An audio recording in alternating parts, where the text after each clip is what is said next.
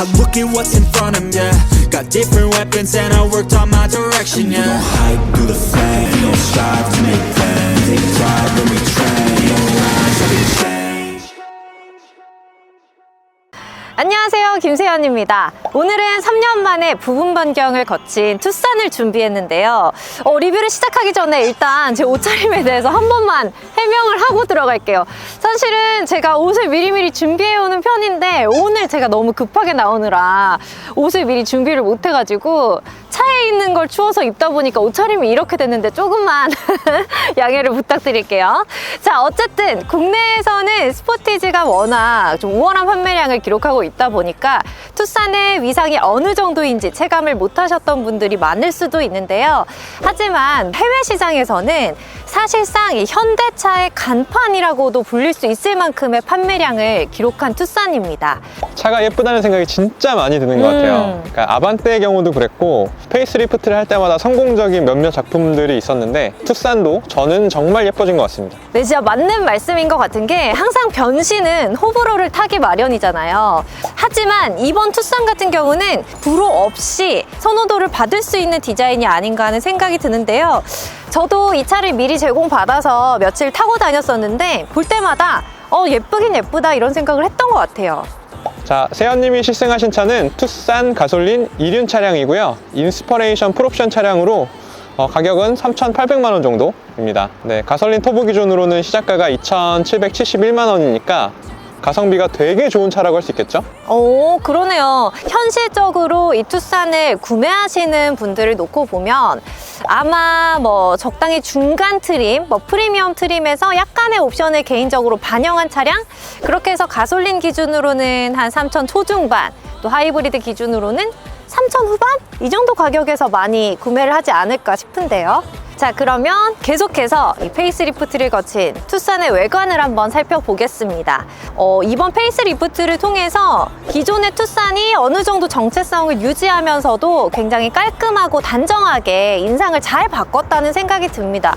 진짜 누가 봐도 예쁘다고는 하는 것 같아요, 다들. 옛날 디자인 같은 경우는 이렇게 등이 들어오는 램프가 세로로 4개였어요. 4개에다가 옆에 하나 더 들어오는 방식이었는데 이게 3개에서 총 4개 이렇게 줄었고요. 그리고 이 램프 하나의 개별적인 모양을 보더라도 지금은 조금 더 다듬어졌죠, 모양이. 그리고 가운데에 들어있는 H 로고도 뭔가 확실하게 들어가는 있지만 크게 튀지 않는 느낌으로 어울려서 저는 이 차의 전면부가 더 예쁘다는 생각이 드는 것 같아요. 그리고 이쪽 그릴 쪽만 보면 인상이 조금 사나워 보이고 험상궂어 보일 수도 있는데 아래쪽 하단부에 크롬으로 마감이 돼 있는 가니쉬가 또 장착이 됨으로써 그런 부분도 약간 완화를 시켜주는, 더 조화롭게 만들어주는 역할을 하는 것 같습니다. 자, 이렇게 변화를 거치면서도 또 보닛에 들어가 있는 라인이나 전체적인 바디킷 같은 형상은 그대로 유지를 하면서 기존의 투싼과 어느 정도 정체성을 이어오는 느낌을 유지하고 있습니다. 네, 페이스리프트를 거친 투싼, 옆에서 봤을 때 이렇게 들어가 있는 캐릭터 라인에는 크게 변화는 없었다고 해요. 그냥 봤을 때 차 자체가 심심해 보이지 않고 다이나믹하게 움직일 것 같은 그런 퍼포먼스를 보여줄 것 같은 느낌을 느끼게 해줍니다. 이 차 같은 경우는 인스퍼레이션 풀옵션 차량이기 때문에 휠 같은 경우도 19인치, 또 타이어도 미쉐린 타이어가 들어가 있는 차량이고요. 휠에서 보이는 디자인 자체도 아까 말씀드렸던 그런 역동성, 다이내믹함을 강조하고 있네요. 근데 약간 그냥 이런 느낌 들지 않아요? 옆에서 봤을 때 문 손잡이가 약간 밑에 있는 느낌? 이렇게 봤을 때 한 요 정도 있을 것 같은 도어 핸들이 여기 밑에 있어요. 그래서 저는 개인적으로 이건 약간 어색하게 느꼈는데 다른 분들은 별로 지적은 안 하시더라고요. 네, 투싼 뒷모습입니다. 기존의 뒷모습과 큰 차이는 없어요. 근데 많은 분들이 이 뒷모습에 대해서 조금은 아쉽다고 하시는 분들도 본 것 같은데 저는 개인적으로 이 뒷모습도 괜찮다는 생각이 예전부터 있었습니다. 근데 이건 좀 튀어요. 여기 들어가 있는 H 로고가 되게 잘 보인다. 약간 야광 스티커 붙인 것처럼 잘 보여요. 그래서 너무 튀다 보니까 조금 이 조화로움을 해치지 않나 하는 느낌이 들고요. 왜냐면 이 차 자체가 워낙 날카롭고 역동적이고 이런 느낌이 강한 차인데 너무 동그란 H 로고가 이렇게 빛나니까 조금은 이질감이 드는 것도 같아요. 다만 저는 조금 특이하다고 느꼈던 게 이거예요. 트렁크를 열 때 이쯤 있나? 막 버튼을 찾았는데 여기가 아니라 여기 밑에 있더라고요. 그래서 이렇게나 밑에 있으면 안 불편할까? 뭐 이런 생각이 좀 들었어요. 열어볼게요.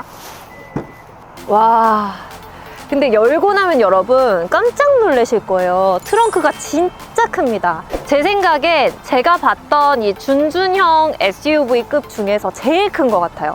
여기 보시겠어요? 맨 앞쪽에 트여있는 구간이 양옆이 진짜 넓어요. 이 폭이 진짜 넓어서 정말 이렇게 딸랑 이 한 칸 여기만 넣어도 골프백은 그냥 들어가겠구나 싶고요. 그리고 이렇게 앞뒤 폭도 길어요. 차가 길어서 트렁크에서 확보한 공간만 해도 진짜 이 차는 SUV로 충분히 만족하면서 탈만하겠구나 싶었습니다. 구독, 좋아요.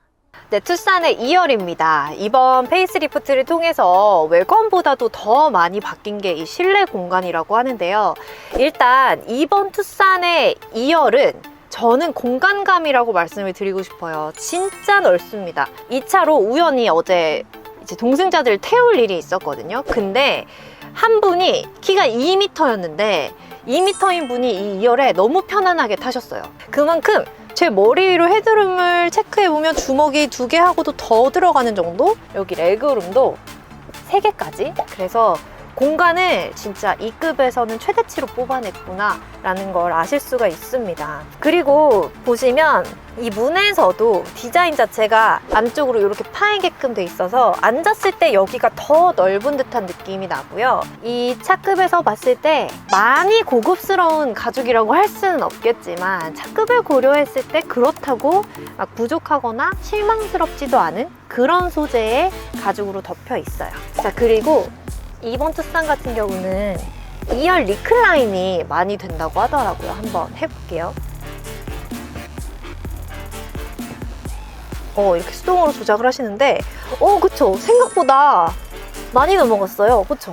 그리고 뭔가 이렇게 누워서 이쪽을 보더라도 창이 시야가 되게 넓게 확보가 돼 있다는 게 또 하나의 특징 같아요. 잘 보이고 여기도 뚫려 있어서 차 내에서의 개방감 자체가 되게 많이 확보가 돼 있습니다.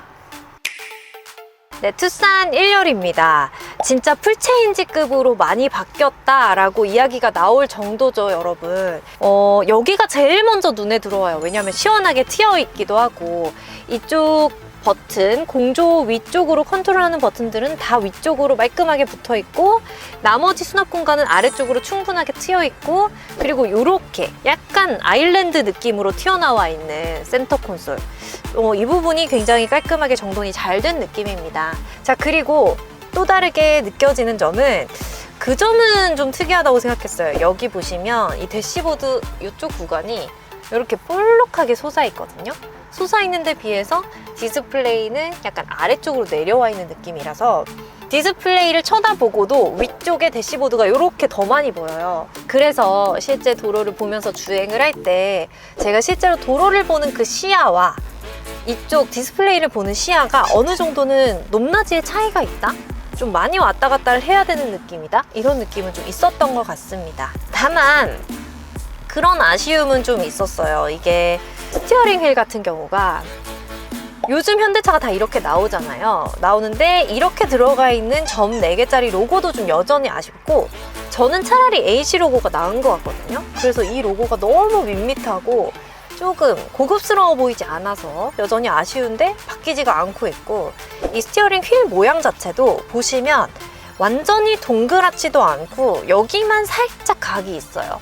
좀 덜 다듬어진 것 같은 인상을 줘서 그런 부분이 저는 아쉽다고 생각을 했습니다. 이번 투싼 같은 경우도 무선 안드로이드 오토 카플레이가 지원이 되는데 저는 썼을 때 굉장히 만족하면서 썼었어요. 이제 연결하는 것도 굉장히 간단하고 빠르고 도중에 끊기는 오류도 없고 되게 편하더라고요.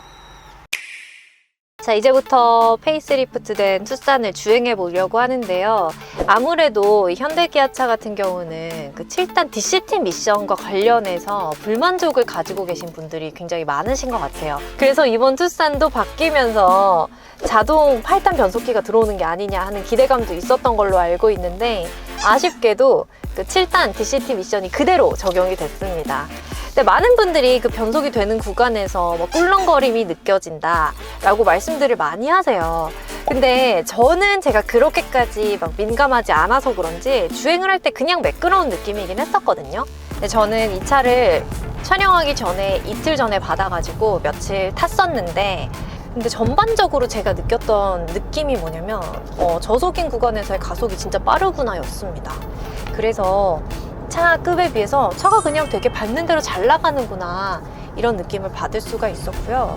저는 사실 그렇게까지 진짜 아까도 말씀을 드렸지만 민감하지가 않아서 꿀렁거림을 심하게 느끼지는 못했어요. 지금도 그렇지 않아요? 출발했을 때 그냥 창 잘 나가는 느낌. 차음성은요? 차음성은 뭔가 풍절음 같은 거는 되게 안 들리는 느낌이어서 좋았는데, 그래도 노면 소음은 조금 올라온다? 이런 생각은 들었어요. 근데 또 많이 좋아진 거라고 하더라고요. 제가 페이스리프트 이전 투싼을 사실 몰아보진 못해서 직접적인 비교는 어려웠겠지만, 그래도 저는 노면 소음은 조금은 들리긴 한다? 근데 현대차를 탈 때마다 느끼는 거지만 디지털 클러스터에서 나오는 그래픽은 좀 아쉬워요. 너무 심심하지 않아요? 그냥 수치상으로 몇 킬로, RPM, 이 넓은 화면을 이렇게밖에 안 쓰는 게. 그리고 뭐 이 차 같은 경우는 가솔린 기준 공인 연비가 12.5km래요. 그러면은 연비 자체만 놓고 보더라도 진짜 가성비가 괜찮은 차다, 이렇게 말씀을 드릴 수가 있겠어요. 근데 그런 건 있었어요. 이제 핸들을 돌릴 때 진짜 가끔은 너무 심할 정도로 팽글팽글 돌아가서 너무 이렇게 횡 돌아가 버리니까 불안한 느낌도 느껴지긴 했거든요. 물론 고속 주행이 되면 얘가 조금 더 단단하게 견고해진 느낌이 있긴 한데, 그냥 주차장 같은 데서 돌릴 때는 약간 당황스러울 정도예요. 자, 이번 투싼 정말 소문대로 글로벌 탑셀러인 이유를 몸소 느껴볼 수가 있는 주행이었는데요. 디자인도 마찬가지고 주행 성능에서 보여주는 퍼포먼스도 마찬가지고, 또 이 차가 가지고 있는 편의 사양이나 가격적인 부분들, 여러 가지 이런 지표들에서 글로벌 고객들이 뭔가 만족할 수 있는 기준선을 어느 정도는 다 충족하고 있는 차다라는 걸 느낄 수가 있었어요. 이 정도면 또 국내 시장에서도 투싼이 다시 한번 판매율을 높여볼 수 있지 않을까 하는 기대감이 드는 그런 시승기였습니다. 다음에는 또 다른 차로 인사를 드려야겠죠, 여러분? 다음에도 좋은 차로 만나요. 응?